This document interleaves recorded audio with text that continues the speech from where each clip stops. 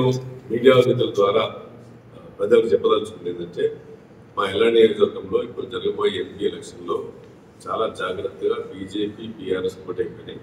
గ్రామాల్లో కూడా BRS team ఇలా వాళ్ళ కవితను వాళ్ళ బిడ్డను ఆయన జైలు కేసీఆర్ జైలుకు పోకుండా ఉండడానికి ఆయన ఒక కారణంగా బీజేపీ బీఆర్ఎస్ కలిపేసి ఈరోజు బీజేపీ పోటీ చేయమని చెప్పి ప్రతి ఒక్క నాయకుడు చెప్తా ఉన్నారు. నేను చెప్పేది ఏంటంటే జాగ్రత్త, మీరు బీఆర్ఎస్ టీం ఏదైతే చెప్తా ఉన్నారో వాళ్ళతో మీరు చేయకండి, మాట్లాడకండి. వాళ్ళతో మీరు మాట్లాడేది ఏదైతే ఉందో నేను మా కాంగ్రెస్ కార్యకర్తలు కూడా చెప్తా ఉన్నాను. ఇద్దరు కలిపి ఏటీఎం మీటింగ్ లా ఉంటారు. ఉద్యోగాలు తెలంగాణ ఎల్లారెడ్డి నియోజకవర్గంలో స్కిల్ డెవలప్మెంట్ చేసి ఐటీ సెక్టర్ పెట్టేసి ఇండస్ట్రీ సెక్టర్ కూడా జరుగుతున్నాం. తర్వాత సురేష్ రెడ్డి గారిని గెలిపించండి, డిపిఆర్ పెట్టి ఎల్లారెడ్డి నియోజకవర్గం నుంచి బీదర్ వరకు ట్రైన్ సిస్టమ్ కూడా పెడతాము.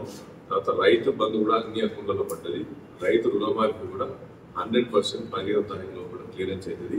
రైతు రుణమాఫీ నుంచి 30,000 ఇండెంట్ కూడా 30,000 కోట్ల ఇండెంట్ కూడా మా ఫైనాన్స్ మినిస్టర్ బట్టీకి అక్కడ క్లియర్ చేయడం జరిగింది. కనుక మా ఎల్లారెడ్డి నియోజకవర్గ శుభవార్త రైతులకు ఏంటంటే 30,000 కోట్లు కూడా క్లియర్ అయిపోయింది. కనుక అది కూడా వస్తుంది. ఇందిరమ్మ ఇల్లు కూడా 3,800 కోట్లు శాంక్షన్ అయిపోయినాయి. ఇందిరమ్మ ఇల్లు కూడా 100% ఎమ్మెల్యేగా ఈ ఎలక్షన్ కూడా కానీ ఇందిరమ్మ ఇల్లు కూడా వస్తాయి. చేతి గుర్తుకు ఓటేసి కాంగ్రెస్ పార్టీ సపోర్ట్ చేసి ఎమ్మెల్యే ఎంపీ ఇద్దరు ఒకటే పార్టీ నుంచి ఉంటే రేపు పొద్దున అభివృద్ధి జరుగుతుంది. రేపు వచ్చే సెంటర్ నుంచి వచ్చే ఫండ్స్తో ఎమ్మెల్యే ఫండ్స్తో కాన్స్టిట్యూన్స్ వెనుకబడే ప్రాంతాన్ని అభివృద్ధి చేసుకోవచ్చు. యువకులకు ఉద్యోగ అవకాశం కల్పించవచ్చు. రైతులకు ట్రాన్స్పోర్టేషన్ సిస్టమ్ కల్పించి వాళ్ళకు గిట్టుబాటు ధర కల్పించి 500 రూపాయల బోనస్ కూడా వచ్చే సీజన్ నుంచి కూడా ఇస్తామని చెప్పి SC ST minorities BCs OBC reservations కాపాడుకుంటూ వస్తారు కాంగ్రెస్ పార్టీ మొదటి నుంచి కూడా ఇలా మీ పిల్లలకు స్కాలర్షిప్ ఇవ్వాలి కానీ ఉద్యోగ అవకాశం కానీ వాళ్ళ భవిష్యత్తు కానీ రిజర్వేషన్. ఎందుకంటే ఈ బ్యాక్వర్డ్ క్లాసెస్ ఫైనాన్షియల్గా ఓబీసీస్ ఎకనామికల్ బ్యాక్వర్డ్ని అందరూ ప్రొడక్ట్ చేస్తున్నారు. అయితే రాజ్యాంగాన్ని మార్చే శక్తి ఉందని చెప్పేసి కూడా ఎందుకంటే 400 అని మన Karnataka MP member of parliament Karnataka MP ఆయన ఖచ్చితంగా చెప్పిండు. ఏది బీజేపీ ఎంపీ చెప్పిండు మేము 400 సీట్లు వస్తే రాజ్యాంగాన్ని మారుతామని మేము ప్లాన్లో ఉన్నాం. ఆయన వాళ్ళ party sitting MP member of parliament Karnataka state నుంచి స్టేట్మెంట్ ఇచ్చిండు. కనుక చాలా డేంజర్ విషయం ఉన్నది. అందుకొరకే మేము కోరుకునేది ఏంటంటే రాజ్యాంగాన్ని మారిస్తే ప్రజల జీవన హక్కును ప్రజల ప్రాథమిక హక్కును కోల్పోయే ప్రమాదంలో ఈరోజు ప్రజాస్వామ్యం పడ్డది. కనుక దయచేసి మేము కోరుకునేది ఏంటంటే ఈరోజు బీఆర్ఎస్ కూడా బీజేపీతో కలిసి వాళ్ళ సెల్ఫిష్ కొరకు ఫోన్ ట్యాపింగ్ నుంచి కాపాడుకోవడానికి బిడ్డను జైలు తీసుకురావడానికి ఇలా వాళ్ళకున్న క్యాడర్ను మీరు బీజేపీకి వేయండి అని చెప్పి చెప్తున్నారు. కనుక మేము అడిగేది కాంగ్రెస్ పార్టీ ప్రొటెక్ట్ చేసుకుంటే ప్రజాస్వామ్యం కాపాడగలుగుతాం.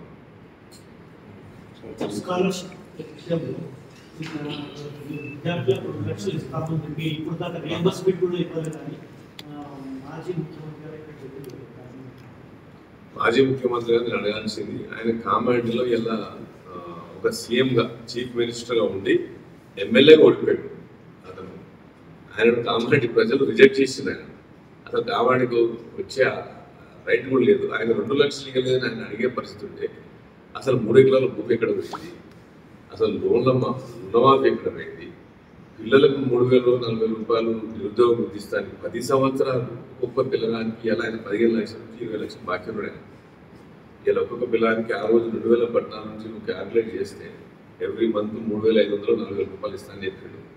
రెండోసారి కూడా వచ్చి 10 సంవత్సరాల్లో ఒక్కొక్క పిల్లగానికి 18 నుంచి 20 లక్షలు బాకీ ఉన్నాడు. ఆయనకు అసలు హక్కే లేదు అని అడగడానికి.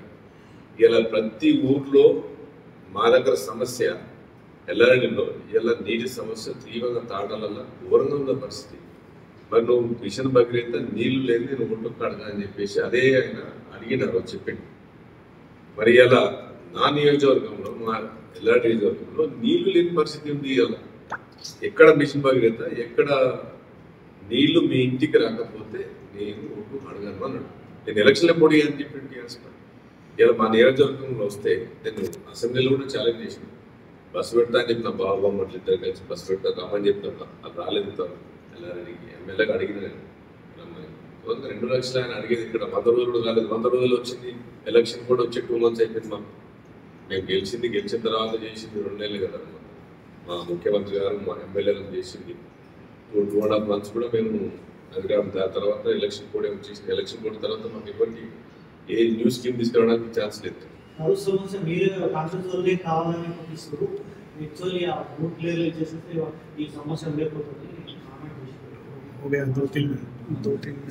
సమస్య అంటే ఇప్పుడు పిల్లలు అక్కడ బయటగడ్డ అక్కడ మొత్తం టోటల్ భూమిలో డివాటర్ చేయాల్సి వచ్చింది. డివాటర్ చేయకపోతే ఇలా ఆ వాటర్ యూజ్ చేసుకుంటారు.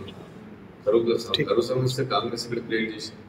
కరువు వచ్చింది, మరి కరువు కరెక్ట్ ఉంటే మిషన్ భగీరథ కరెక్ట్ పని ఉంటే ప్రజలకు నీళ్ళు వచ్చేది. పిల్లలు పోటీ పడలేక ఈరోజు క్యాబ్ డ్రైవర్ లేక స్విగ్గీ డ్రైవర్ లేక ఫుడ్ డెలివరీ పిజ్జా డెలివరీ ఈ దీనిలో పోతున్నారు. సో అది ఈరోజు నేను అవాయిడ్ చేయడానికి ఫస్ట్ నేను ముఖ్యంగా కోరుకునేది యువతను ఈరోజు ఎల్ఆర్డి నియోజకవర్గంలో వాళ్ళకి ఈరోజు స్కిల్ డెవలప్మెంట్ అంటే స్కిల్స్ నేర్చుకొని కార్పొరేట్ వ్యవస్థతో మా ఎల్ఆర్డి రూరల్ గ్రామీణ ప్రాంతాలు కూడా కొట్లాడాలి. ఎందుకంటే నేను కూడా గ్రామీణ ప్రాంతాల నుంచి ఎర్రాపాటు చదువుకుని వచ్చానంటే కార్పొరేట్ వ్యవస్థతో కొట్టడానికి ఒకటి స్కిల్ డెవలప్మెంట్ సెంటర్స్ ఏర్పాటు చేయాలంటే సీఎం గారిని అడగడం జరిగింది. 2 స్కిల్ డెవలప్మెంట్ మా ఎల్ఆర్డి నియోజకవర్గంలో డెవలప్ పెట్టి ఆ యువతను స్కిల్స్లో డెవలప్ చేసి ఒక ఇండస్ట్రియల్ కారిడార్ ఎల్ఆర్డి టౌన్లో 50 ఎకరాల్లో ఇండస్ట్రియల్ కారిడార్ పెట్టి ఇండస్ట్రియల్ కారిడార్స్ తీసుకొద్దామని ప్రయత్నంలో కలెక్టర్ గారితో మాట్లాడారు. నమస్తే అండి.